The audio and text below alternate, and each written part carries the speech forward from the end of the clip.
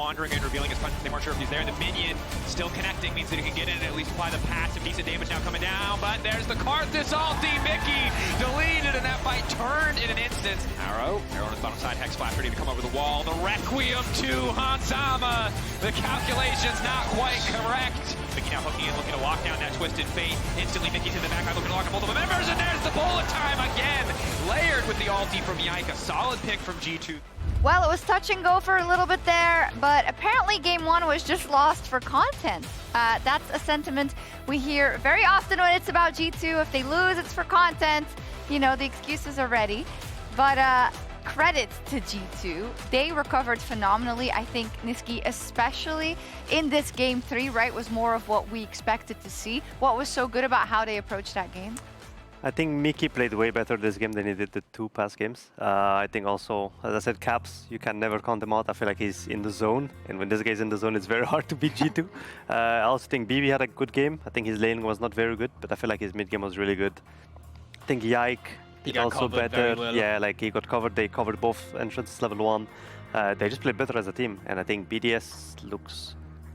It feels like this. The BDS of this game looks like the G2 of game 1. Like they're kind of lost and like dying everywhere. The TF pick, I think, was good, but I feel like they didn't use it very well at all. Yeah, it was not a lot of cross mapping. So. Yeah, and I think you cannot give Caps Corki again. Yeah, it's over now, right? Yeah, I would not at least. Yeah, I think when we look at that core, we look at the Nautilus that's going really well. The Corki is doing really well, and the Zyra is doing really well. Like, you need to start breaking that up, it feels like. Oh, absolutely. I mean, let's not forget that this draft was kind of just a salty run back almost of what we saw from at least with the first 3 picks coming through. And I do agree with Nisqy. Like, I actually like the adaptations coming through from BDS, but it felt like for them to have this composition, they were a bit too stale with it. Oh, they're outside! Nice.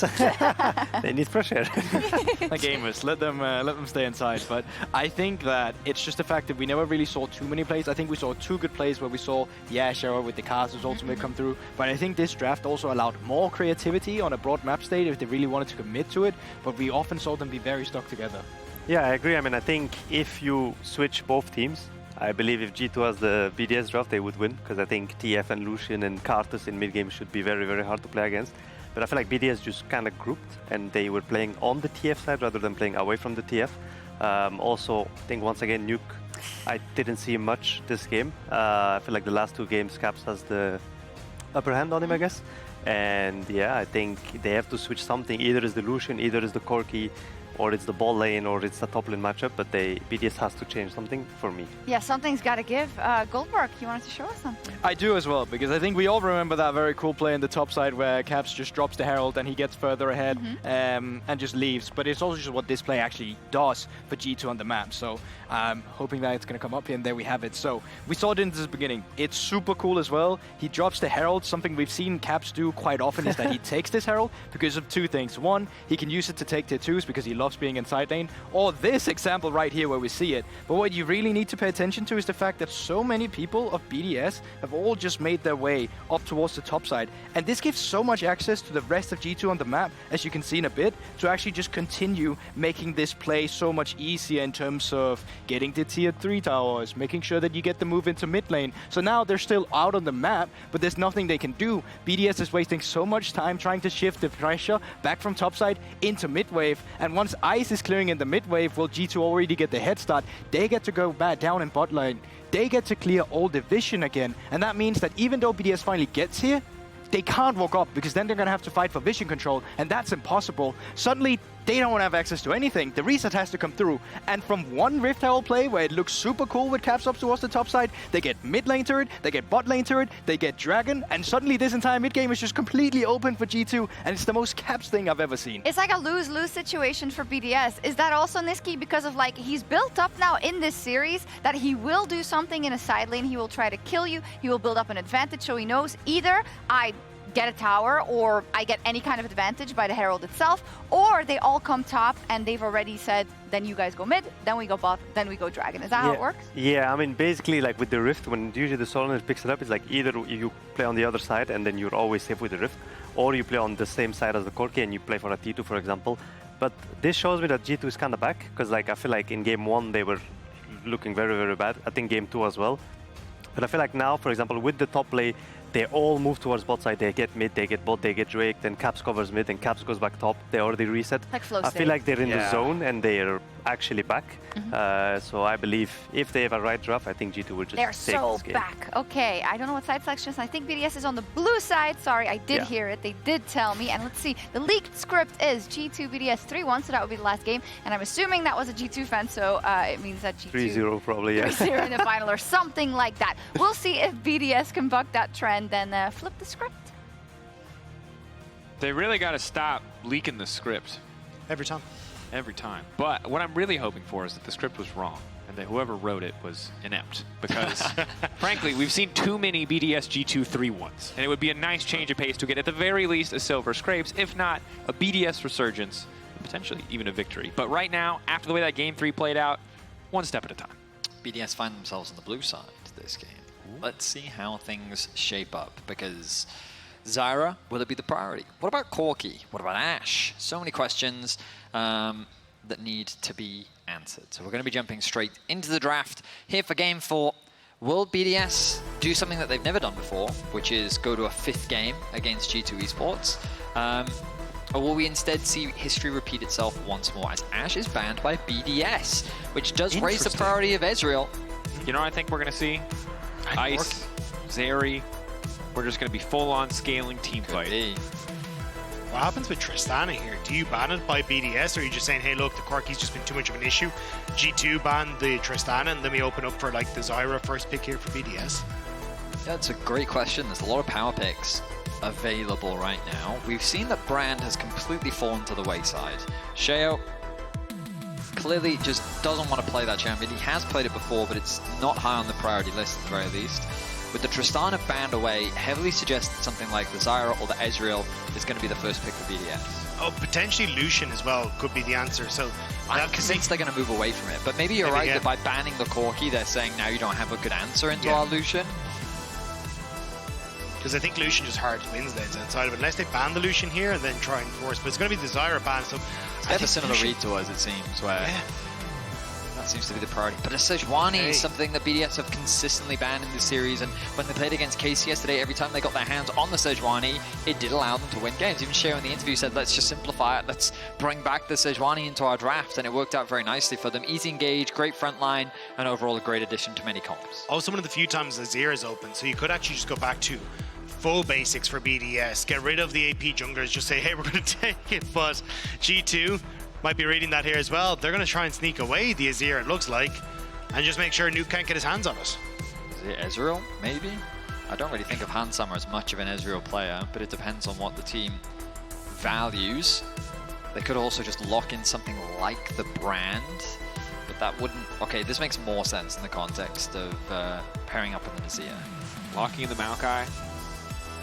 Of course, just the conventional answer really to the Sejuani. Trade tank jungler for tank jungler. Sejuani, a little bit more proactive playmaking early on, certainly, but could also, as much as we don't talk about hoverovers, could still technically be a flex. But they might, if they just really want to control mage mid, they could do Hui. They could do Hui as if they want to do something like front to back. Taliyah is also fine. Very common for BDS. Strong wave play, good roaming potential, can match the push, gives you early push against an Azir especially. And now it just comes down to what they want to lock in for AD carry. Will it be the Zeri? Will it be Kai'Sa?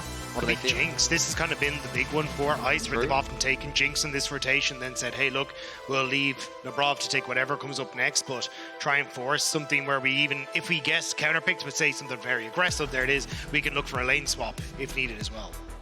All right, Jinx. See if they want to pair that with more front-to-back team fighting tools. Taliyah obviously very solid early to mid-game in terms of getting prio. Now I think G2 do need some more engaged. They can't just rely on the Maokai, so I wonder if they'll grab something like a Nautilus here, or even a Leona. Instead they're going to prioritize their AD carry, going to be the Misfortune once again, definitely setting themselves up for another team fight style comp. I think especially when you've still got, as you said, like Leona, you've still got Alistair, you've still got options that you can take into this bottom side to look for those team fight setups. I think you're relatively okay here to drop that support, despite the fact that BDS more than likely going to look to ban away some of those engaged supports in this rotation. I think G2 should really consider banning Braum. When I look at this comp from BDS, the thing you need to be scared of is, keeping this Jinx alive, and Braum is a really annoying champion having to deal with that. BDS though, they need to blind pick top. I wonder if they will look to try and ban away some answers and prioritize something like the Cassante. If they really want to go stock standard, kind of true to their old form, then that would be one of the safe blindable champions that I would consider. I think taking the Leona away here is G2, either banning it away or taking it on this next rotation could be quite good, because yes, you will get Labrov going for the Alistar, but the Leona is super good at interrupting the MF ultimate with the solar eclipse as well, but also it's just you need some sort of engage. And then in the opposite side, I think Adam has an opportunity to go for kind of more of an engaged tank top if you want to. And Labrov could always slot it into something like a Renata here as well if he really wants to. And both kind of disrupt Hansam in this situation. Now the Renekton ban has come through out of the anticipation by seeing the Ornn ban, right? Because they think that Ornn is a good answer to the Renekton, so they're saying we don't want to give you that blind pick. BDS is now considering what options they have. They're probably discussing what top laner they're thinking about and what ban could be a good answer into that top laner. I will say though that I think that Nautilus, I was about to say Nautilus is going to be the priority I think for G2, and BDS shifting their priorities towards the bot side and saying, you know what, we don't want to give them that, will now put a bit of pressure on G2, because when playing with an MF, ideally you want a laner that can help leverage her power in lane. And I think that Leona is probably one of the few that can do that. So now you're being funneled into a Leona, which then sets up BDS to go for an Alistar. Now, Alistar with Jinx is not a great combo. So the question then becomes, do we go for something like Renata? If you want disengage, that could be a good option. But at the same time, Azir, MF, a lot of range at their disposal. So does Renata really make a lot of sense? So a lot of cool... It's not draft politics, but that's what came into my head. But there's a lot of mind games. Both teams kind of reading each other well. And then it comes back to the Cassante that we talked about earlier. BDS thinking about what they want as a safe blind. But honestly, this support pick is a tough one. Because you could consider a ranged option and like fully commit to the scaling. But then the risk of a bot lane dive is very real. Or do you instead want a little bit more engage? Is Alistar the option that you go for and just sacrifice your laning phase? Rakan, okay, so going to go for the later. I was going to say I like the Renata here because essentially what I want is disruption for that NF ultimate if she ever comes out with it, and the Renata ult is really strong with that. But Rakan, kind of a similar boat. He has a lot of disruption thanks to that charm, being able to dash in onto the back line, and eventually you do end up in a position as this Rakan where you outscale the Leona when it comes to how aggressive you can play in team fights. But okay, Broken Blade going back to his classic. He was the first one to bring this out in the LEC, and it has been very strong. Now the thing about Mundo is, I think against control mages, he's really, really effective. But also into compositions that I would argue are 2 damage threats, he also does really well. Because I think that he struggles into like that sustain, like especially double AD carry metas. I think that he can have a tough time, especially if there's also an AP jungler. He can get zoned away. There's like Zyra brand can make his life really miserable on top of then having 2 AD carries. But a comp like this, where you kind of got 2 tanks and engage, of course, Cassante can do some damage, but like I think it's a great pick to round out the comp. Also, yes, Taliyah can do some damage, but she's not really a tank killer, and even I'd argue Jinx to a certain extent. Yeah, you can go Kraken Slayer, but not like your Banes or these kind of things to take them down. So I think in this sort of regard, I think BB, when you go for the Warmogs into the Heartsteel, you just end up with so much health, it's going to be difficult to take him down. We'll need to see. BDS have brought enough damage to be able to delete this Mundo. Early game, it could be tricky. Of course, Jinx, scale late enough, is still going to be that powerhouse threat, but both teams, excuse me, packing a lot of engage this time around. The Maokai Leona paired on the side of G2, even more engage on the side of BDS. With the Sejuani, the Rakan, the Taliyah who can follow, Adam who can follow. This game set to be much more explosive than the one we saw in Game 3. BDS, can they bring it back? Take us to a Game 5, bring us to Silver Scrapes, or will G2 end it right here?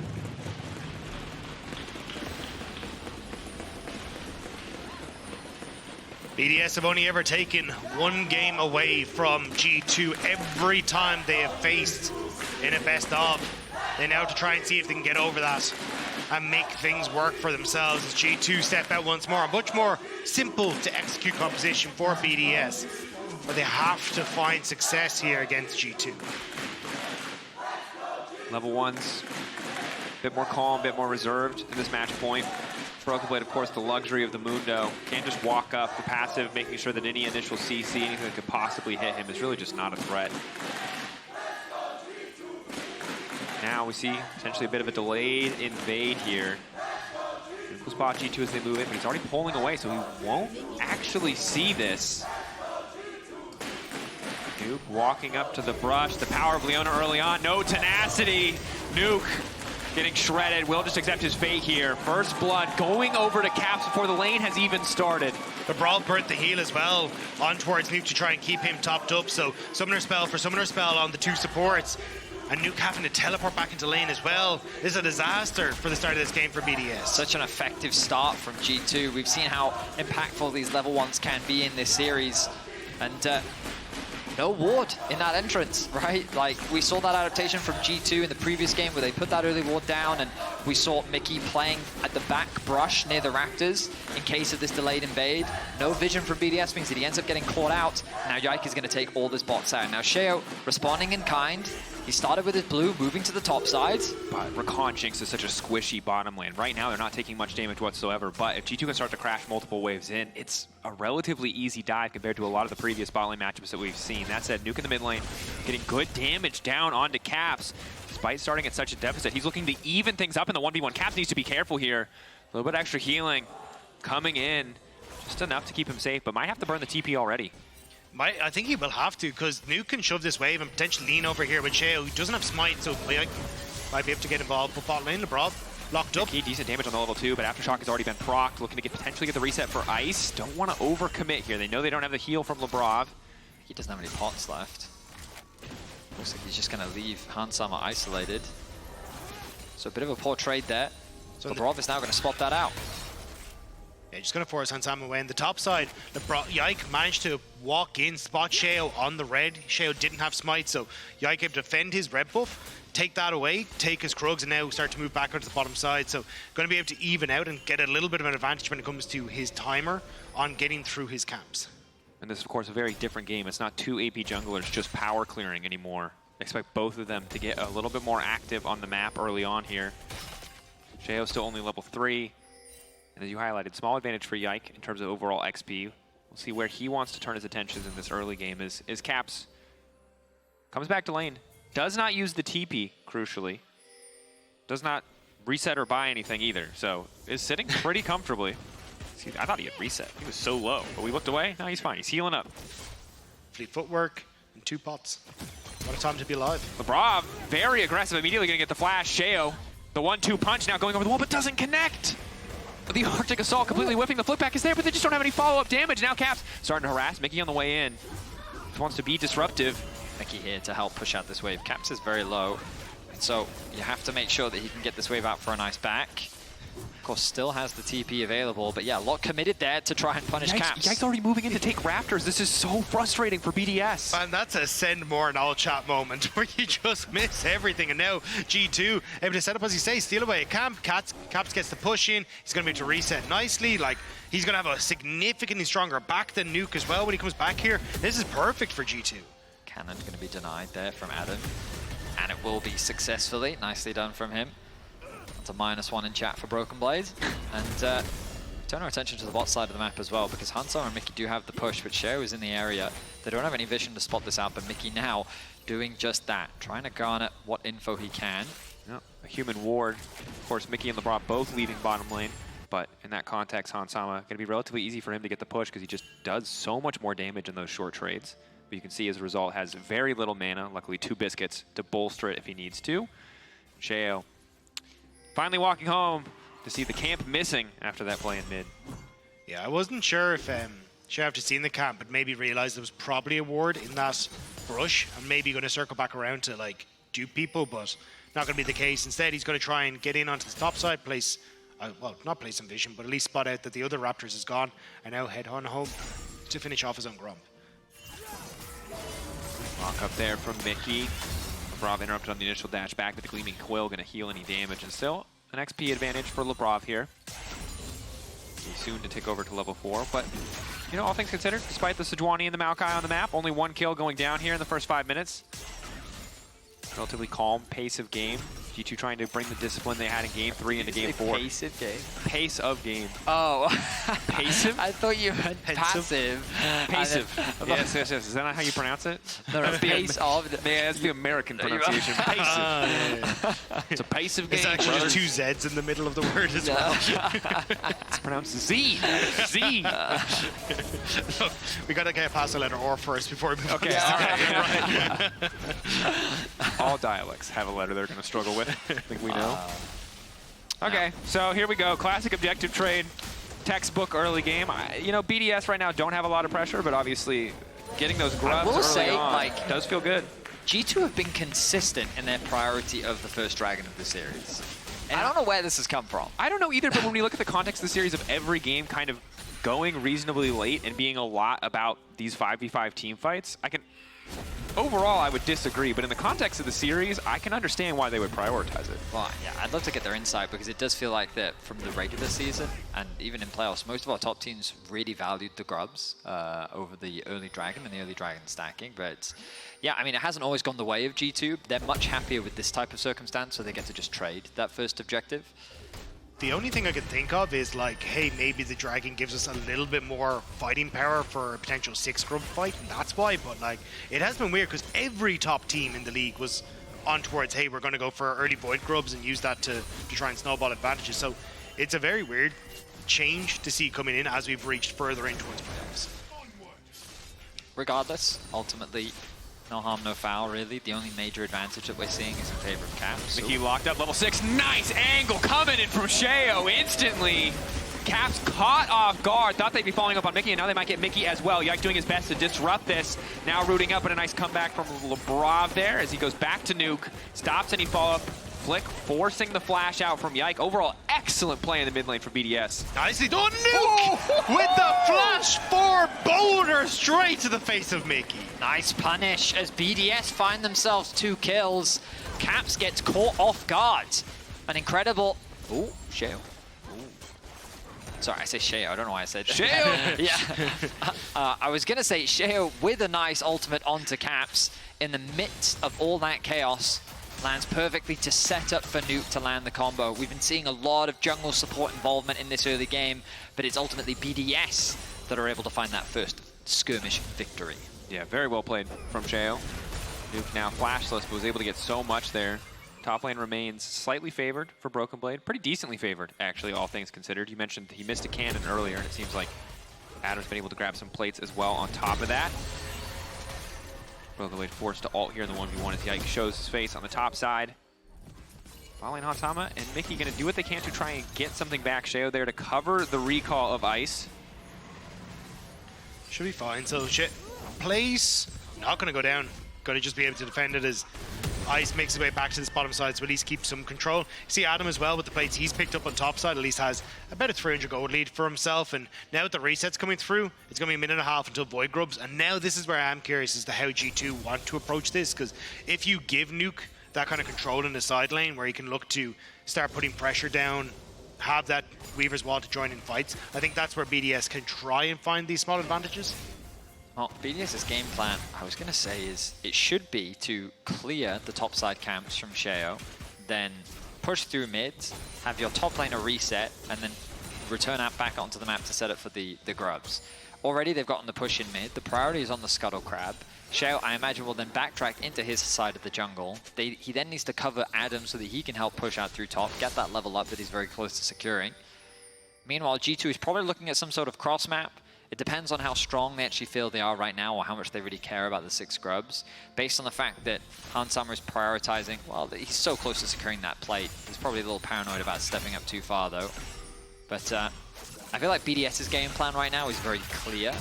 And it ultimately becomes a question of how much do G2 want to fight it. And given that grubs is 32nd and we're not really seeing much movement on the map from G2, maybe they're quite happy to concede it. And yeah, the tell is kind of what Hansama now does, and the fact that he's staying in lane suggests that G2 probably just quite happy to give up those grubs.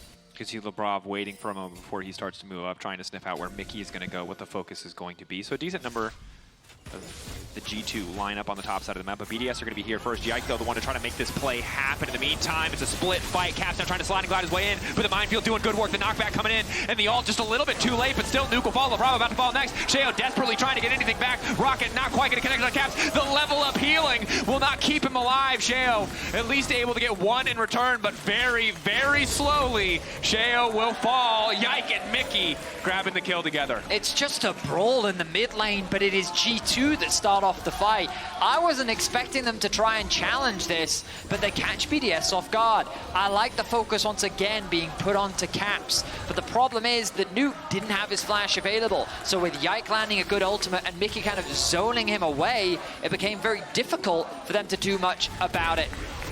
Adam, though, immediately ulting, steps down to try to pull Broken Blade over. Is it going to be enough for him to find the solo kill, forcing the flash at the very least? Adam still has the ghost.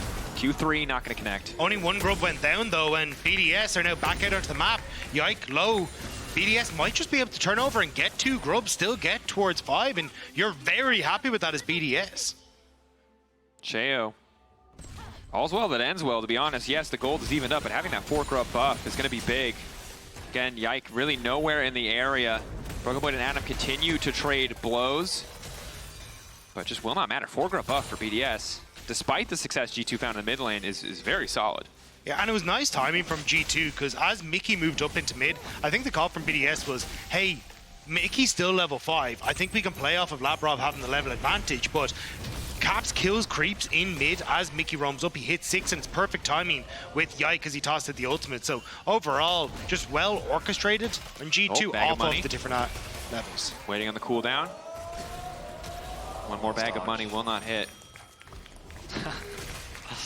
I heard a sound effect that I'm not entirely sure what it was, but Broken Blade and Adam clearly having a bit of fun on the top side as the 2 tanks just wail on each other. Warmog's completed for him. You can see the healing reduction now secured for Adam as well, alongside the Iceborne Gauntlet. First items really coming through across the board for everyone. Kraken Slayer for Hansama, Caps as well, with the Nash's Tooth picked up a little bit earlier. That Archangel Staff slowly as it continues to gain more stacks, as the Dragon now going to be secured by G2.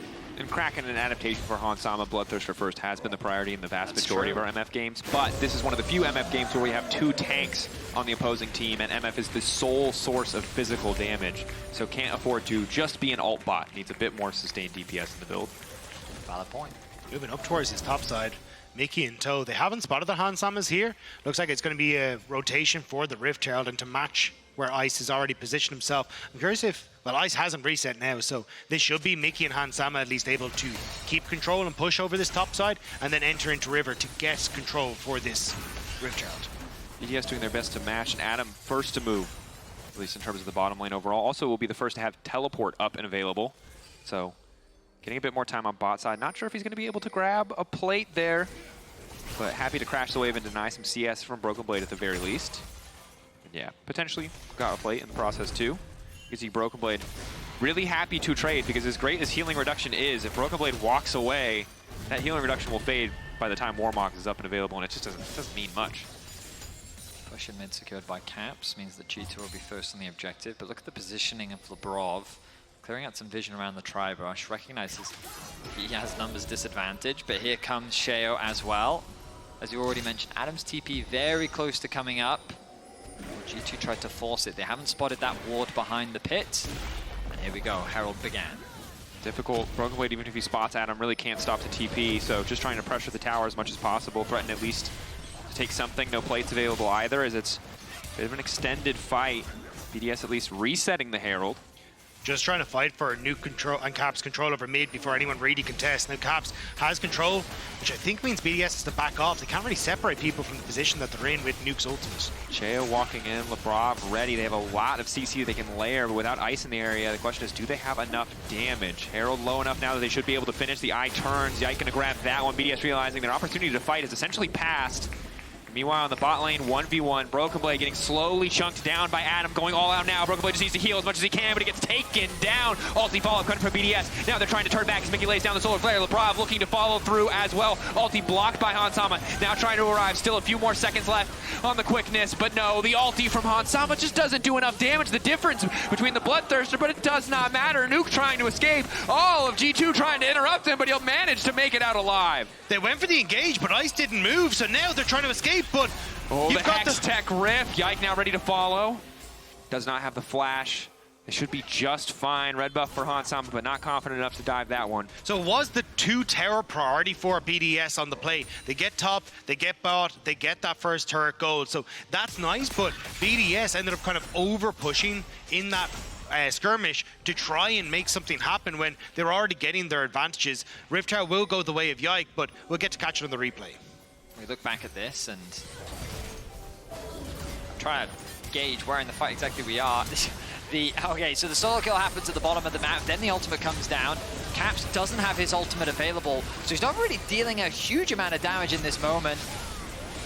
Nuke with a really nice flash. The bullet time also doesn't quite connect. Sheo does lose his life after trying to flash away to safety. A good TP from Nuke takes him away to safety. But as you rightly said, the bigger takeaway is ultimately, hang on. Uh-oh, he found a Mundo waiting in that brush. Mundo, again, the passive name goes where he pleases. And it aptly named indeed, the CC doing nothing to stop that kill from Broken Blade. Now the good news for G2 is that they will be able to equalize a tower. They're going to secure the bot one because there's now no one left to wave clear. But as you rightly said, Dagda, BDS gaining a lot of map control after that last play, even if the gold didn't swing in any crazy way. Adam committed the TP to defend bot turret, so BDS really don't want G2 to get that answer back of any sort of turret.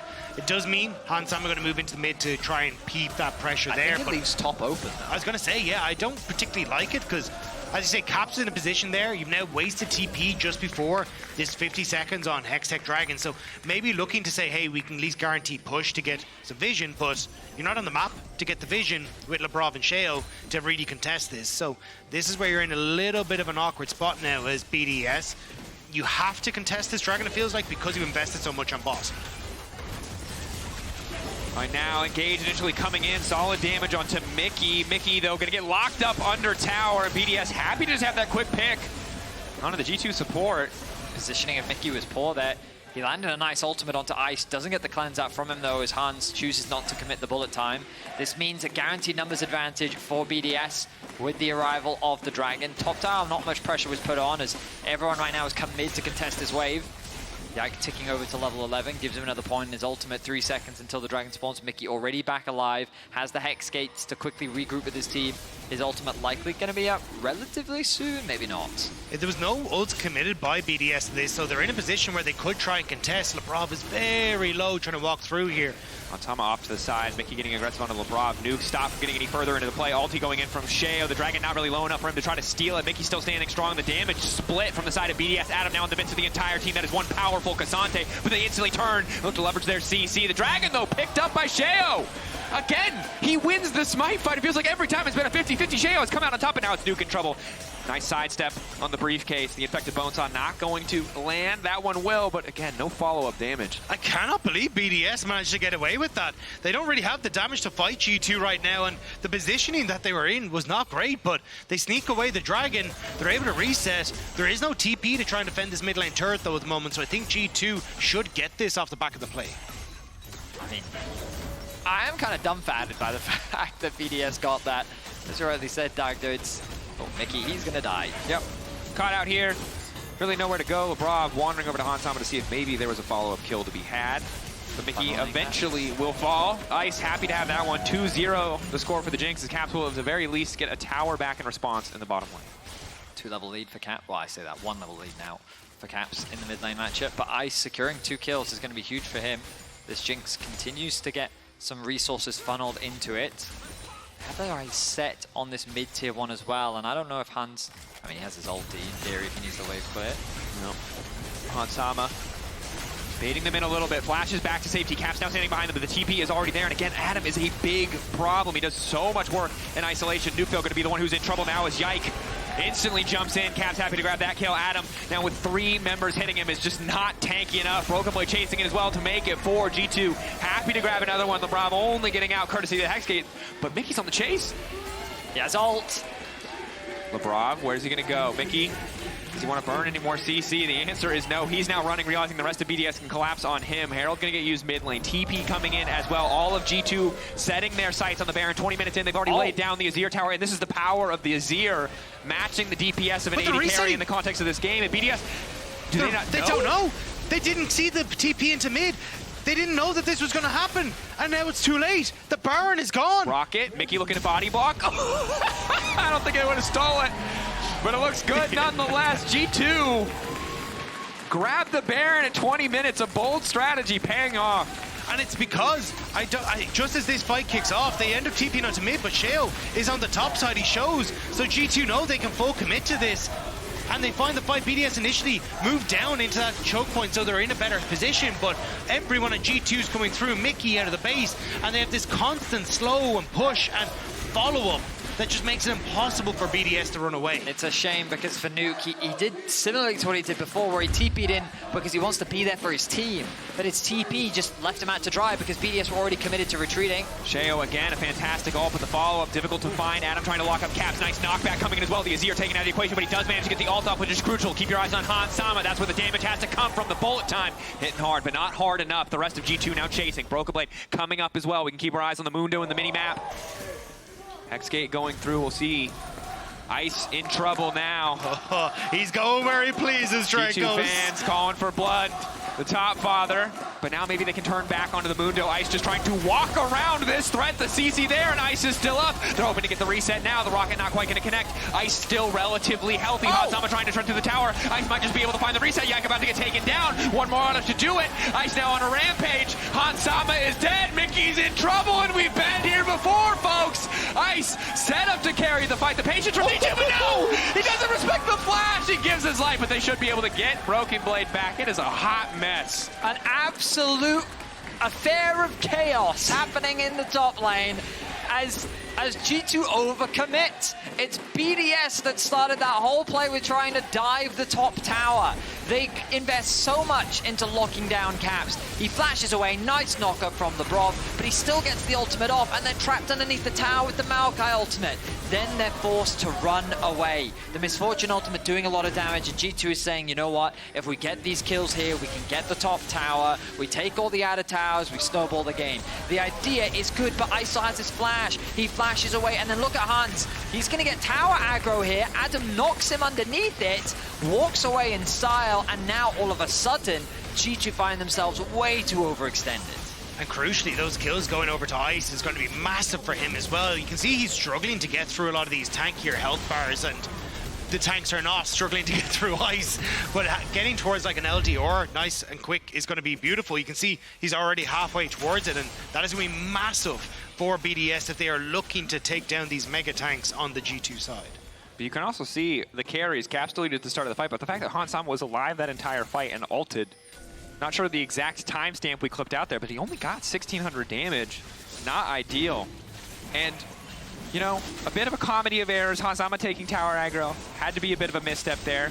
BDS happy to punish now, grab their second Drake of the game. The soul scaling option for G2 off the table as Brokenblade remains quite tanky. Good pullback. Without Ice here, it's a bit tough to burst through Brokenblade's health bar.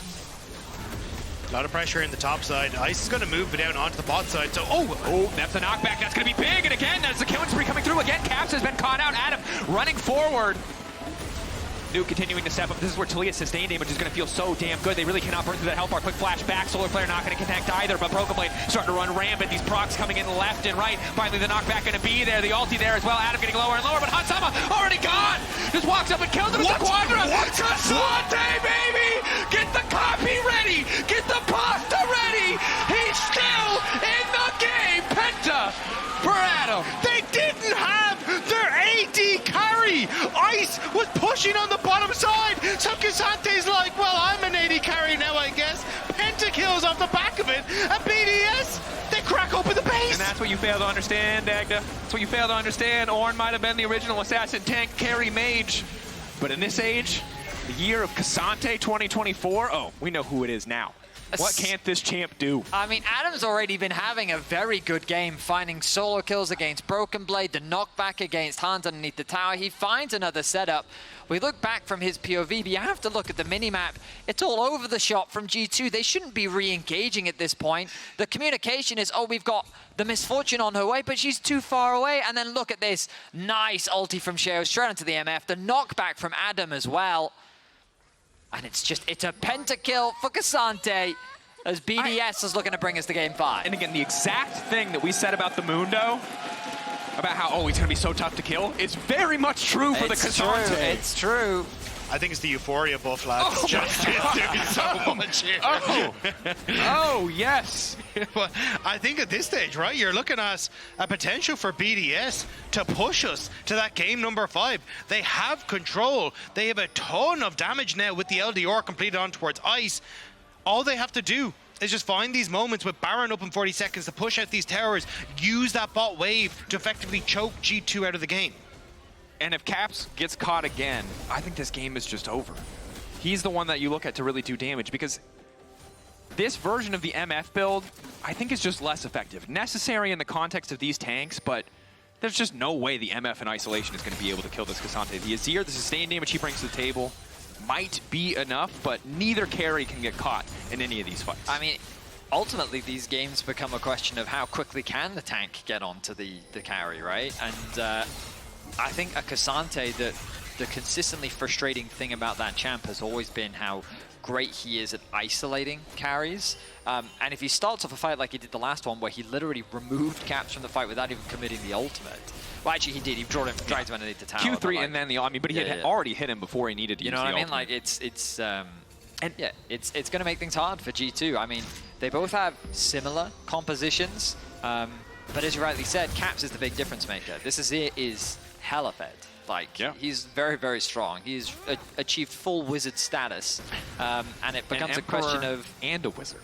Whether or not he can survive the fight and if he can dish out the damage. Because if anyone's going to kill Adam, it will be Caps. And look, it's a lot of pressure on G2 to hold the line here to stop this from going to a game 5. BDS, good calls, unstoppable. The objective coming through, but they're really only hitting frontline right now. Yike caught out, looking for the reset to find it. Yike flashing away, but they might still be able to finish the kill. Yike caught, and again, that's the reset now coming in for Jinx. BDS, Adam, isolated, but we've been here before. The tower set up. Surely the K'Sante will fall, using Mikyx as a highway to walk away.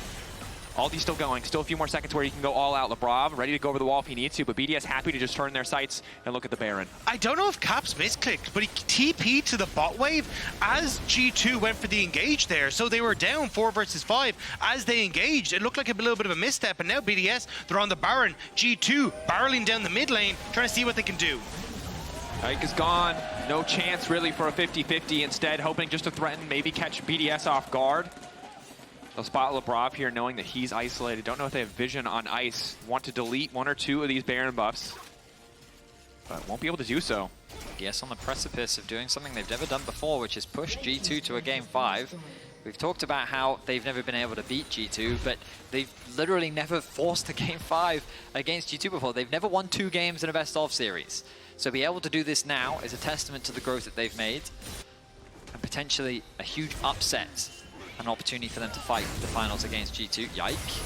Hang on a minute. Again, the ulti there. Yike. He has a flash. Stepping into his jungle, but it's really not his jungle anymore. They will slowly burn this Maokai down. Decent healing coming in for the Sat Magic passive, but it's just not enough. There's too much CC. The combination of Adam with Sheo is just infinite CC. And Ice just gets to clear out the dragon and then immediately move up towards this mid lane. Baron buff in full effect. Supers on the bot wave. G2 are bleeding. Caps gets caught. Again, Q3 from Adam is big, but you can see the damage is there now. G2 can shred through the K'Sante if they get the time to do so. Hansama doing his best to clear the wave. Caps doing his best to clear the wave. BDS playing on 2 fronts, bot and mid at this very moment. TP now coming in. Adam getting involved. A bit of harassment down onto him, but not a whole hell of a lot of damage. Broken Blade on the Mundo, not the best wave clear. G2. This Jinx is also terrifying with the itemization. You have to respect Ice so much. Cap's doing what he can, but I don't know if they can hold on to this stuff much longer. Bit of CC, Nuke laying down the wall. The tower will fall. Mikyx also likely to fall as well. If Ice gets a single reset, this fight is going to turn very quickly instead. Sight set on the inhibitor. G2, 5 members, ready to force the fight, knowing they can't give up too much more. Mikyx going to find the initial stun.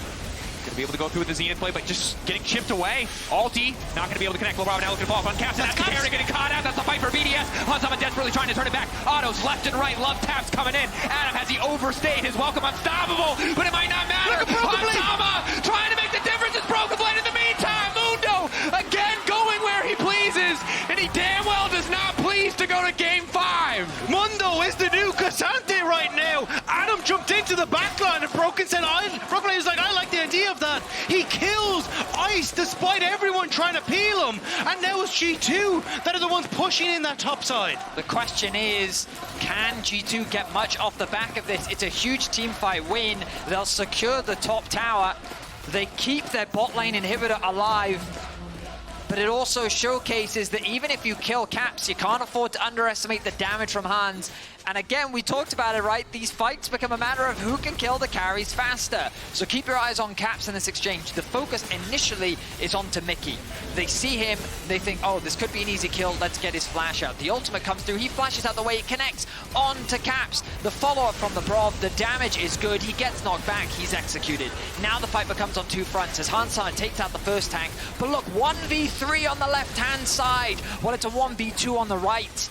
And unfortunately, it's not enough for Adam, but it is more than enough for Broken Blade. And that's the thing, they burned all of their CC trying to finish off those initial kills, and as a result, it is just not enough left to peel Broken Blade to stop him from getting onto that back line.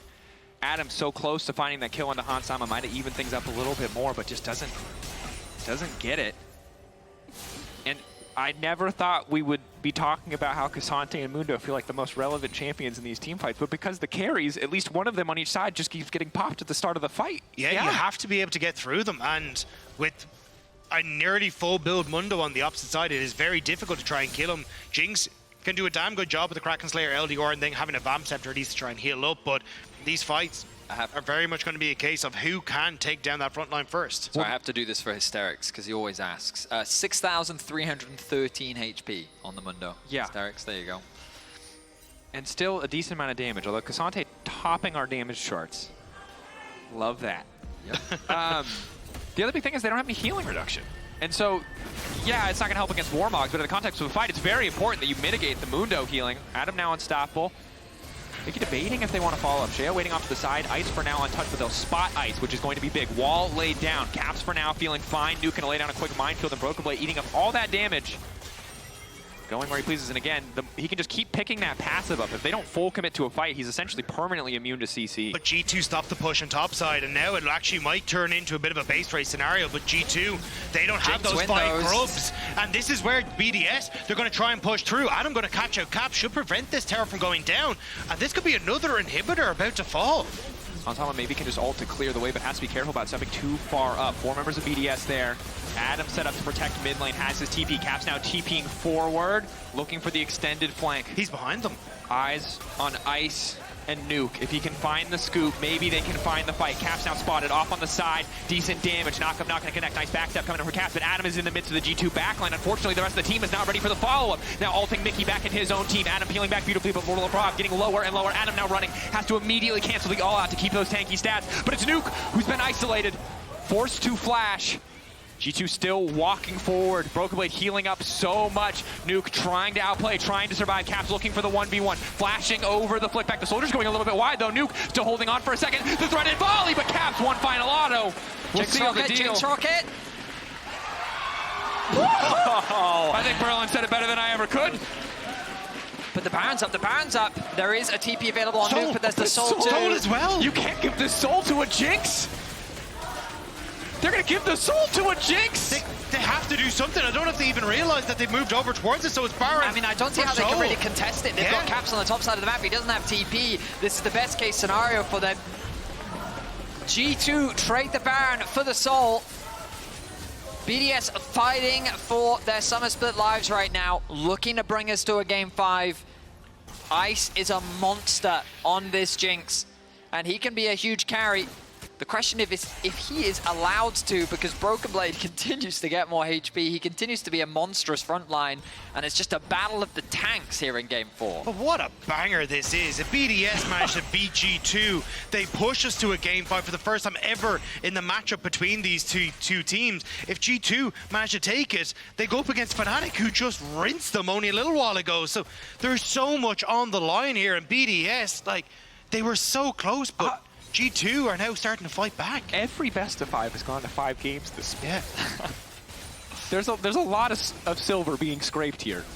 That said, BDS, while they are, once the Baron falls away, stronger because of that buff. And they have the Jinx as well. You highlighted it beautifully. The HP percentage increase damage is gone on LDR. Yes, you have more armor pen, but it's really not like Broken Blade has a lot of armor. He just has a hell of a lot of HP. I think he just flashed. That he did. Perhaps a bit questionable. Ice has flash, Hansama has flash, Caps and Nuke still waiting on theirs. I think he thought that he still had Hex Flash. Oh, baby. Broken Blade. Again, they really have to commit more damage. Keep your eyes on this big bot wave. BDS are essentially hoping that will start to crack through because they can TP onto the wave with Nuke and try and end the game that way if it becomes too much. So G2 playing on a timer where they need to use this Baron buff for the next minute and a half, which is 3 waves to play off of. But you can see BB has to reset to deal with that big bot wave. Gentlemen, it's Elder, isn't it? It is an Elder game. 4 minutes to Elder, but BDS, because of the position they're in, because they were able to at least not allow G2 to play on multiple waves, really stops the impact of this Baron. You can see BDS seeing Broken Blade in the bottom lane means that they're really happy to just face check G2 and see if they can find that pick. They just force them back enough. Sneak an inhibitor away, sneak control over this bottom side so you can set up for that dragon play. But we're approaching basically everyone being full build at this stage. Nuke is a little bit behind on the curve, but still, this is just going to be an all-out brawl the second these two teams face at this dragon. I feel like it's Jinx late game versus Azir late game, and I don't, with a side of Mundo and Cassante, which I didn't really think would be a central talking point, but again, here we are. I think the thing is, though, if you can't get that reset for Ice in these fights, it becomes very difficult for him to really take over. And then I give the edge to Caps in these fights, and that's where it becomes very difficult if BDS can't find multiple different attack angles. And execution is key, right? Because MF Ultimate is incredibly, incredibly powerful. It's just difficult in a game like this where fights have been so extended and so scattered to see that perfect wombo combo angle. It really hasn't presented itself yet, but there's always that potential. Ice continuing to power farm, wants upgraded boots. Not content with complete build, needs the extra complete build. So the pots are going to be more relevant, obviously. But yeah, I mean, we're reaching a point where his primary role is to just clear waves and kill things quickly. As opposed to early game, where his primary role is to kill waves and kill things very slowly. Yeah, correct. I do feel bad for Nuke, though. I do think that after the first game, Caps has kind of had his number, and he could feel the difference in this game. You're 38 minutes in, and you feel very weak on this Taliyah. Yeah, and it feels like that moment that we saw that 1v1 kill on the side lane come through, that Nuke has gone from playing very aggressively to maybe a bit more respectfully of Caps. Have to see how he felt about the performance after this series. But for now, hope alive for BDS in the context of the series. LeBron has to be careful about stepping too far up. He is getting chunked out, has the luxury of the Warmog, so just a couple seconds before he starts healing up again. This is pretty cool. We can see the Overlord's Bloodmail on Broken Blades. Basically, you just gain more attack damage based on the more health that you're missing. And fun fact, he has a lot of health. Yeah. And by default, it gives you HP to AD scaling. He has 97 bonus damage, almost 100 bonus damage from Overlord's Bloodmail. Yeah, so we'll see how much he hurts. Similar to Cassante, it goes from, haha, that's a tank, to, oh my god, that's a tank, very quickly. He's got a lot of stacks on the Heartsteel as well. Ultimately, though, it becomes a question of can he get on top of the Jinx, because all summoners are up, everyone. Everything is available. These teams are just waiting for the Baron/Elder. Honestly, we're just podcasting till the Thunderdome starts. Pretty much, yeah. That's usually how these late game games go. The sense of macro becomes less. Obviously, those side waves are still important because they set up for potential like TP to end situations. But ultimately, it's going to come down to a big fight. It's also really important that the Elder Dragon spawns after the 40-minute mark, so we can still crest 40 minutes for most of our games in playoffs as well. So. True. 5 games, 40 minutes every game. Yes. Okay, the regroups are coming through. Zephyr secured. Final build now secured for Hans Summer. A lot of these players going to be about as strong as they can be ahead of the Elder Dragon. CC does not affect Broken Blade unless they layer a lot of it, which is frustrating. A lot of their pick tools are a single instance of CC. Be one fight for BDS to decide. We are squaring up. Yeah. Okay, and that CC, initial CC hits, canister falls away, but Broken Blade passive will be up pretty quickly in the late game for the Mundo. Here we go, it's BDS with first access into the river. They also have a pretty good wave in the bot lane.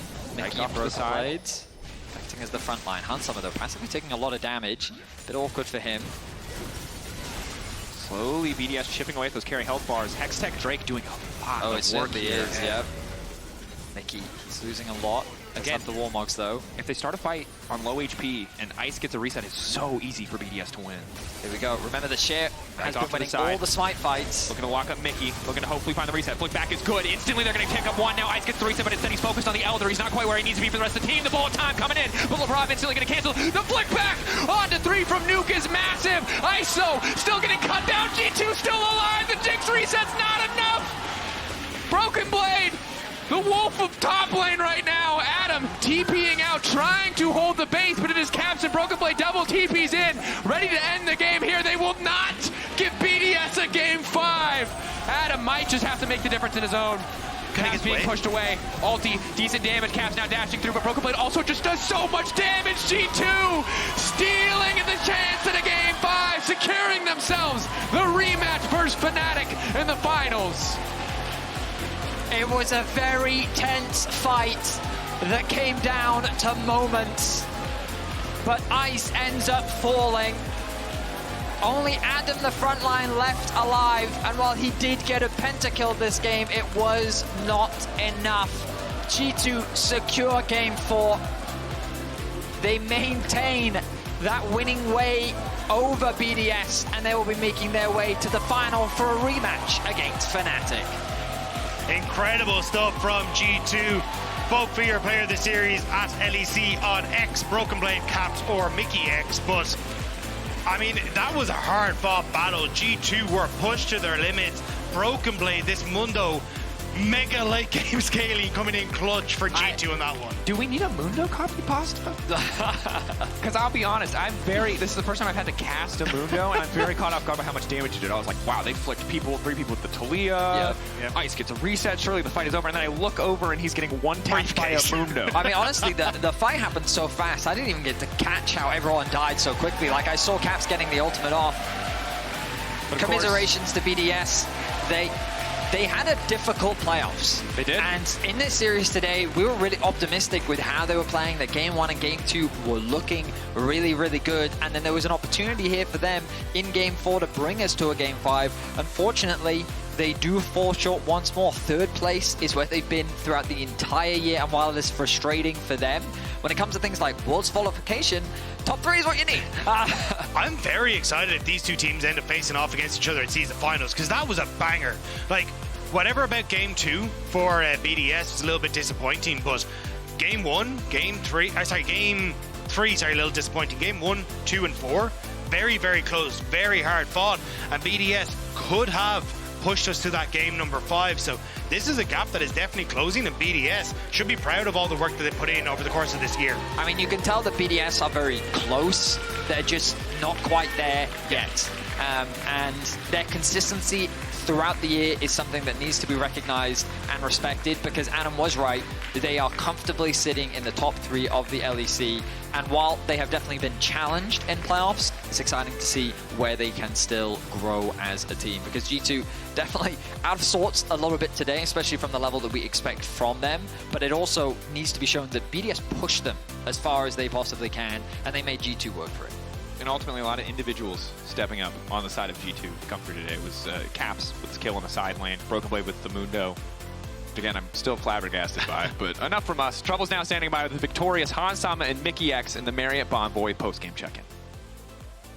Thank you, Drakos. I'm indeed here with Hans and Mikyx. Congratulations, guys. G2 has successfully escaped the lower bracket loss allegations. You beat BDS one more time. How was that best stuff for you, Miky? Yeah, it was a bit of a rough one, especially for me.